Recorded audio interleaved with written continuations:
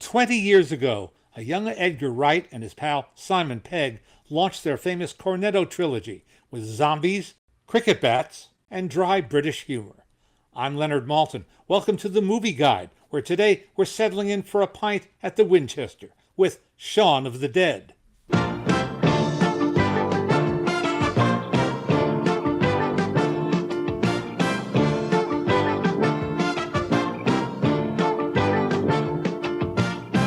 Yes, it is the Movie Guide podcast here on the Four Finger Discount Network. I am Brendan Dando, and today we are, of course, as Leonard mentioned at the start there, talking about Shaun of the Dead, currently celebrating its 20th anniversary. Mr. Guy Davis, how are you doing, sir? I'm very well, Mr. Dando. And, of course, joined by the myth, the man, the legend, Mr. Leonard Maltin. How are you, sir? If I'd only known about that anniversary, I would have bought a card or sent, a slice of cake or something. But we'll just have to make do with a remastered version of the film, whether it's on streaming, but also on Blu-ray. Have you ever met Simon Pegg? I've never met Simon Pegg. I've spent a little time with Edgar Wright. This is where I get to say I've got one up on Leonard Maltin because I've done my fair share of interviews with Pegg, Frost and Wright for their... I think I spoke with Simon for Shaun of the Dead and for all of them for Hot Fuzz and The World's End, their Cornetto Trilogy. Right. So to speak. Yeah, but very, very sharp guys, very pop culture savvy guys, and I think that definitely comes through in the work, and certainly in Shaun of the Dead, their first, I guess, big screen collaboration together. Before we launch into Shaun of the Dead, a little bit of background. I mean, how familiar were you with the work of Edgar Wright prior to this, Leonard? Were you aware of Spaced? Not at all. Yeah, you didn't know the TV show Spaced at all? Not at all. After the fact, I went back and watched episodes of Spaced, which I very much enjoyed. And I recommend to anybody who hasn't seen that show. It's a half-hour, very clever comedy show. Yeah, and it's got that terrific British thing of brevity as well. I think there are, 12 episodes all up over 2 seasons. Yeah, but it's evident from the get-go that Edgar Wright is someone who really wants to work with the camera in interesting and distinctive ways. He's a sort of, I wouldn't say a born filmmaker, but he's definitely someone who wants to make an impression. And that's really something that comes through with Shaun of the Dead as well. Yes, it does. Let's start, though, talking about the tone of the movie. Indeed. We're talking about this in the run-up to Halloween, which has become the most crass of holidays here in the U.S. They start lining the shelves with things to buy in August. Mm-hmm. You go into the Walgreens or someplace like that, and wait a minute, it's not even close to October, but greed outpaces everything else. But the people who do Halloween-type shows and tie-ins seem to overlook certain films. They're going for the modern brand of horror films, which I can't watch. I'm a wimp. I cannot watch gory movies. So you're not a Saw guy? No, I'm not a Saw guy. I am not. I ain't seen Saw. I did, however, see a film that Darren Boozman, is that his name? That sounds about right, yeah. Director of Saw 2, made a really clever film called Repo, the Genetic Musical. I really like that film. It sounds like we just made up a title for a movie, but that is actually what it is called. And it's got a wonderful cast, including a singing Paul Sorvino, and Paris Hilton makes an appearance, if that's of any interest to anybody. But it's a genuinely odd and I find curiously endearing movie. So he's not a one-trick pony. What I look for around Halloween time are films that are creepy or eerie rather than vicious and bloody. Sure. And I really like any film that has a sense of humor about the horror. And that's why I like this film so much. And there's a through line here, Guy. I think it starts with Abbott and Costello Meet Frankenstein. A lot of people... Which was an inspired idea that somebody in the late 1940s to match Bud Abbott and Lou Costello with the original Dracula, Bela Lugosi, the original Wolfman, Larry Talbot, played by Lon Chaney Jr., and the man who had been playing the Frankenstein monster, a very big guy named Glenn Strange, and put them all together in a movie with all of the, and it was done by the people who made those original films. Universal Pictures. So they knew all there was to know. And what makes that movie work is that they never make fun of the monsters. They never turn them into vaudevillians. The eeriness of Bela Lugosi as Dracula is intact. The pathetic nature of Larry Talbot, who can't help but turning into a werewolf when the full moon is bright. Abbott and Costello are there for the laughs, but the other creatures and monsters are there to do what they do best, to give you kind of a chill. That film was ingested by John Landis, another generation ahead, who made An American Werewolf in London, another film I'm very fond of, and it's a great Halloween choice. That's a film that is a full-blooded, and I use the term advisedly, full-blooded horror film, but with a sense of humor and irony, starring Griffin Dunn and John Naughton and David Naughton. Mm-hmm. David Naughton, and a wonderful supporting cast, and showing off the ingenuity of monster maker Rick Baker, now possessor of 7 Academy Awards for his incredible makeup designs. And that film, in turn, inspired Edgar Wright and Simon Pegg when they made Shaun of the Dead. So once again, you have a film that is not a spoof, it's not a parody, it's a dry British comedy that happens to take place during events which are genuinely horrific. That's exactly right. I mean, did I say that right? You said it 100% correctly. I'm glad you name checked the Abbott and Costello movie, which I think a lot of people regard as like the patient zero of the horror comedy. And you're right in how it gets it correct in saying it takes the comedy element seriously and it takes the horror element seriously as well, but it finds a way to mash them up in just the right fashion. It gets the flavor balance just right. Then, as you said, with American Werewolf, which is one of the best examples of just shifting gracefully between tones and making it all feel like it's of the same piece. You don't feel like, okay, we're in the horror section now and now we're in the comedy section. They all feel like they're part of the same movie. It's no, exactly. Yeah, I mean, there's another werewolf movie from the same era that does kind of the same thing about as well, The Howling, Joe Dante's The Howling. I think that's a very funny movie, very satirical movie, and also, pretty damn scary at times.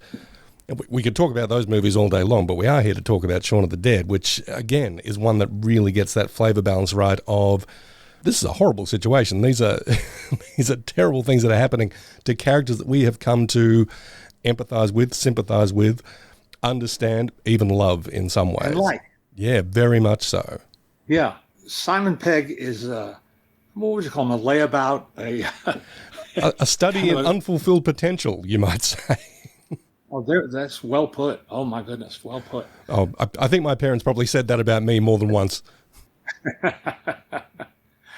He seems like a good guy, and he's certainly loyal to his friends, especially Nick Frost. This is the first time I encountered Nick Frost on screen, and he's really good. And their friendship is an unusual friendship because Simon Pegg's character, he knows that his pal is a screw up, and yet he just likes him. Yeah. He likes him, and it pays off at the end of the movie in a very poignant and heartfelt way. And that's the magic of this movie, is that it manages to be funny when it wants to be, scary and a little disgusting when it wants to be, and heartfelt when it wants to be. It is all of those things. It really is. The gist of it is, Shaun is, as we say, a 29-year-old quasi-slacker, kind of layabout, as we said, not quite fulfilling his potential. He's in a relationship with the lovely Liz, but that's not really going anywhere because he can't fully commit because, well, he doesn't really know who he is and he doesn't know what he wants to do. He's locked in this codependent friendship. Loyal to his mum. Very, very loyal to his, to his loving mum. Got a combative relationship with his stepfather. Locked in a bit of a codependent relationship with his best friend, Ed, who is a bit of a drag on him. He needs to get his life together when Liz dumps him. Unfortunately, this coincides with the zombie apocalypse taking over the UK. So, first he's got to save everyone that he Or loves. at least one portion. Everybody needs a push in their life, and luckily his came in the form of the undead rising up and taking a bite out of any poor unfortunate who strays into their path. It's got the central plot and the beats of any of your sort of 90s Gen X rom-coms in a lot of ways. It's like, how do I get my life together? How can I be the best person I can be? And then just add zombies. So it works just like gangbusters in that regard. It does. And it's very well cast, too. Bill Nighy plays his stepfather, and Penelope Wilton plays his mother. And they are just perfect. Absolutely perfect. If you don't know Penelope Wilton by name, you look at her face, you say, oh, I've seen her 100 times, because you have. And if you look at Bill Nighy's face, like, oh, he's very familiar, except you've probably seen him behind the squid makeup of Davy Jones in the Pirates of the Caribbean movies. There's emotional cores and emotional landmines all throughout this movie, but Nighy and Wilton provide two of the biggest ones. Maybe it's just me getting a few more miles on the meter. But I mean, the first time I saw this, I would have been in my 30s and, relating a lot to Shaun and, his relationship with Ed, his relationship with Liz and all that. As I get a little bit older, there's a fantastic scene, and sorry, there's going to be spoilers for Shaun of the Dead in this podcast, folks, but they're all in the car and trying to escape the zombies, and poor old Bill Nighy, Shaun's stepfather, has taken a bite to the neck. They've had a very tense relationship that we've seen all the way through, and but he says, look, I know it was tough for you when you lost your dad, and I didn't want you to give up. I knew you could be somebody, and you just need a role model. And he says, I thought it could be me. I almost broke down crying when he's saying this in the middle of this very hectic scene. There's this incredible, resonant, emotional moment, and there's one later with Penelope Wilton as well, where she's playing this very stiff upper lip mother who's caught a zombie bite, and she just says, "Been a funny sort of day, hasn't it?" It's like, oh, good Lord! It's just hitting me like Mike Tyson. All these emotional scenes in this romantic comedy that's got zombies in it. It's so unexpected, but so effective. I don't pretend to be an expert on zombies or zombie movies, but I learned when I first was proselytizing for this film that there are fast zombies and slow zombies. These are somewhere mid-range, I would say. I think so, yeah. This came out just in the wake of a movie called 28 Days Later, which, have you seen that one, Leonard? Oh, yes. That, to me, that is one of the scariest movies I've ever seen. It really is, isn't it? The reason is it could happen. That's what scares the hell out of me when I watched that film, is that, and of course, we just come through a pandemic, which that film, prophesies in a way. Although how it spreads and how quickly it spreads are left to the dramatic license of the filmmakers. But it's a film that chills me to the marrow of my bones. The reason I mention it is at the very end of the movie, at the very end of Shaun of the Dead, they have a news bulletin where they're explaining, oh, it could have been a result of this, it could have been a result of that, and you hear one of the news people say, rumours that this has got something to do with rage-infected monkeys biting someone have been ruled out as complete nonsense. It's like, okay, I think Edgar Wright is letting you know he's very much old-school George Romero-style zombies. He's not these fast-running zombies like Danny Boyle in 28 Days Later or Zack Snyder in the Dawn of the Dead remake gave us. No, he's very old school, and you see that with all the shout-outs that he gives. I mean, I think the first thing you hear in Shaun of the Dead is music from the original George Romero Dawn of the Dead. It's but you see little shout-outs all the way through. Shaun works at a place called Foray Electronics, which is a name check to Ken Foray, who was in Dawn of the Dead. They go to Lucio Fulci's restaurant, and Fulci, of course, was an Italian director of really gross zombie movies. This is clearly the work of people who love the genre, and not just love it and want to pay tribute to it, but really want to add their own bit to the canon, don't they? That's what it seems like. It feels like a very ambitious movie. It's like, we're here to announce that we're here to play. Yes, and he does it so well. The first sightings of the zombies are inadvertent. And it's like, wait a minute, what's that guy doing over there? It's off in the background in a park. And then for comedy effect, and it builds beautifully, Shaun is clueless. He notices nothing. He observes nothing that's going on in his immediate vicinity, and things are brewing rather quickly. And this gets us into the core of the movie, which is sort of a chase movie, you might say, because they're on the run. Well, they're constantly on the move, yeah. And I think it speaks volumes about the Wright and Pegg technique. They're co-writers on the movie with Pegg as well as starring as well. There's a scene where Shaun and Ed, Shaun has just been dumped by his girlfriend Liz, and he's commiserating with Ed at the pub. And Ed lays out this whole plan of what they're going to do the following day. They're going to go to a various pub for shots. They're going to do this and this. And it's actually the story of the movie. We're going to go from here to here to here, but they're coding it in the various languages of the various pubs. If you listen to the commentary between Wright and Pegg, it's very, very funny, by the way. They said, and if you didn't hate us before, you will now. It's like, these are very smart guys, sometimes to their own detriment. But just the way it's all put together, though, I mean, everything is so well choreographed and so well connected. It's like we wanted to make sure there was not a single plot hole in this movie, and that, you know, something we mentioned in Act 1 is definitely going to pay off in Act 3. Right. It's no wonder this movie put Edgar Wright on the map as a filmmaker of repute and enormous skill and enormous knowledge, too. He is like a walking encyclopedia, and a nice man to boot. I wish I liked the two following films as much as I do this. This is part of what they decided to name the Cornetto Three Flavors Trilogy. That's right. After a throwaway scene in this film where Nick Frost wakes up hungover in the morning on his friend's sofa and says what he wants first thing, Cornetto ice cream. You think that Shaun of the Dead is probably the strongest out of the three films out of that trilogy? Oh, I don't think there's any question this is the best film of the trilogy. I'm not a fan of Hot Fuzz. A lot of people like it. Much more than I do. And World's End is trying to tie up the loose ends of the earlier films. What they all offer is a chance to spend time with these very likable guys. And that time not ill spent. But the second and third films can't compare to Shaun of the Dead, in my estimation.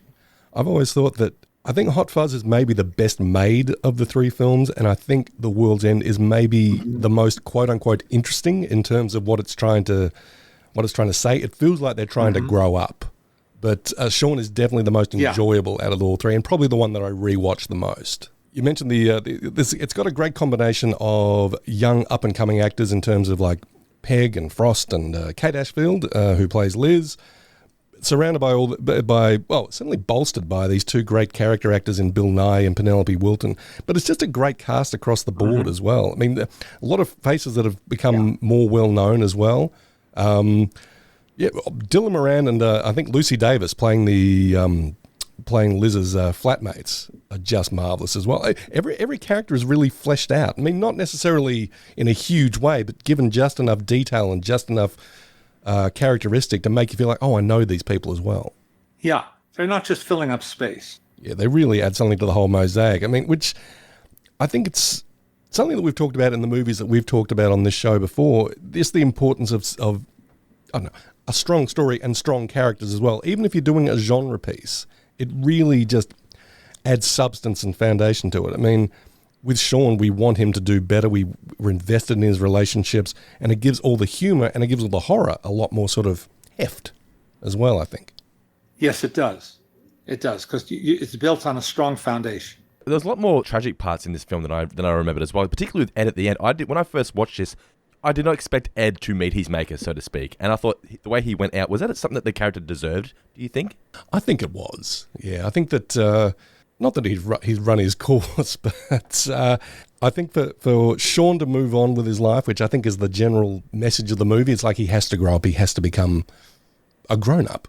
He's going to have to leave part of that life behind. Yeah. But the movie just loves Ed too much. They can't 100% kill him. They've got to have him, They can't dismiss Ed.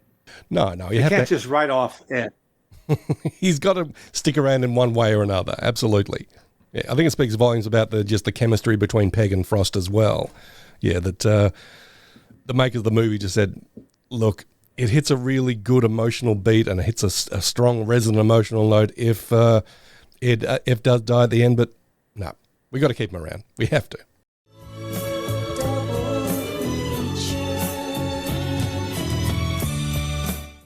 Leonard, what do you think would be a good double feature with this one? Well, I happen to like a film that John Landis made after American Werewolf in London called Innocent Blood. And it's really good, and it's very underrated in my estimation. I found the other person in the world who likes Innocent Blood. Not many people know about it, but okay, let's take a moment to sing the praises of Innocent Blood. Leonard, tell us what it's about.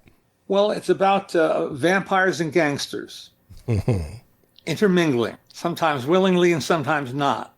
And it's got a dynamite cast. Well, it stars French actor Anne Parriot, I believe is how you pronounce it. I'm putting a little Dijon mustard on that pronunciation, from La Femme Nikita. Yep. The great character actor Robert Loggia, really not just chewing the scenery, but chewing the rest of the cast as well. And Australia's own Anthony LaPaglia. Anthony LaPaglia is essentially the protagonist of the film, and Annie Parriot is sort of a stock leading lady part, but she's very sexy and very effective. And then, for good measure, there's Don Rickles. But yeah, the gist of Innocent Blood is that Anne Parriot is a vampire who feels a bit guilty about she won't suck innocent blood, hence the title. So she'll instead feed on mobsters and criminals and all that type. But when she's taking a bite out of mob boss Robert Loggia, she gets interrupted. He doesn't get killed. He instead turns into a vampire and starts creating a vampire mob. Really, really good stuff. And a lot of the people in it, in supporting roles, later turned up on The Sopranos. That's right, yeah. Landis always packs his movies with fantastic casts, though, as well. And it doesn't quite get the horror comedy balance as well as American Werewolf, which is, probably the world heavyweight champion of doing that. But yeah, that's a really good movie, Innocent Blood. I'm awfully glad you chose it. Oh, I'm glad that you're glad. We're forming a two-man fan club. What would I choose for a double feature with this? If we're going to be talking about maybe disreputable horror comedies or even reputable ones like Innocent Blood, there's a movie I like from 1986 called Vamp. I don't know if you've ever heard of this one, Leonard. No. Starring Grace Jones. No, okay. This starts off what you think is going to be a very, dumbass teenage college comedy with a couple of guys who are lobbying to get into a frat, who are tasked with the mission of driving into the city and getting an exotic dancer for this frat's party. And the club that they go to happens to be run and staffed exclusively by vampires, one of whom is Grace Jones. It's a movie that is made on the cheap. It's got more imagination than production quality, shall we say, but for some reason, I think I maybe just saw it at the right time in my life, but I absolutely love it, and I think it would just pair really well with Shaun of the Dead. I think it's got a similar sort of sense of humor. It's got the same kind of friendships in it, the same kind of dynamic between its characters.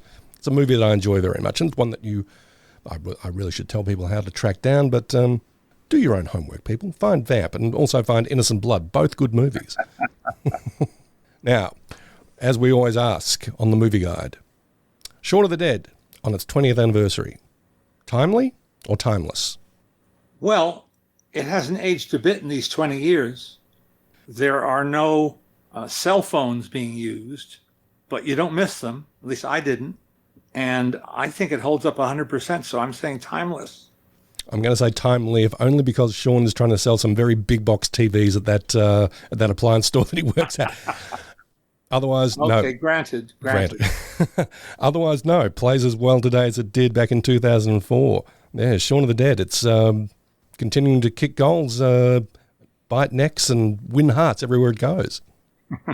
All right, before we head off, Leonard, I just have to ask you one question. Which character best represents you in this film if there were to be a zombie apocalypse in LA?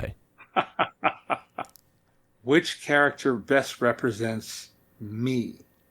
I'm sort of a cross between Shaun and Ed. I get the feeling that I too would be a combination of Shaun and Ed, although I am finding myself more and more siding with their other housemate Pete, who was saying, just keep it down, close the door, clean up around this place. Oh yeah, get these kids off my lawn, yeah. dreadful that I've reached this stage of the proceedings, but it is what it is. And Shaun of the Dead is what it is, a fantastic movie. It's been a great pleasure speaking about it with you today, Leonard. Thanks. Same here, Guy. Always fun. All right, guys, thanks for checking out the latest episode of The Movie Guide here on the Four Finger Discount Network. Don't forget to follow us on social media at The Movie Guide Pod for all your fun clips and all the little behind-the-scenes little insights there as well. Don't forget, at The Movie Guide Pod on social media. Once again, Guy, thanks for your time. Thank you for your expert guidance and, turning the volume up and down, telling me what to do. And thank you, Leonard, once again. And I hope you enjoyed this episode of The Movie Guide. We'll be back next week.